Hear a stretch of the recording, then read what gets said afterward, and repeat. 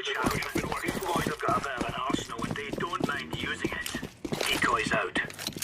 Incendiary out. Throwing smoke.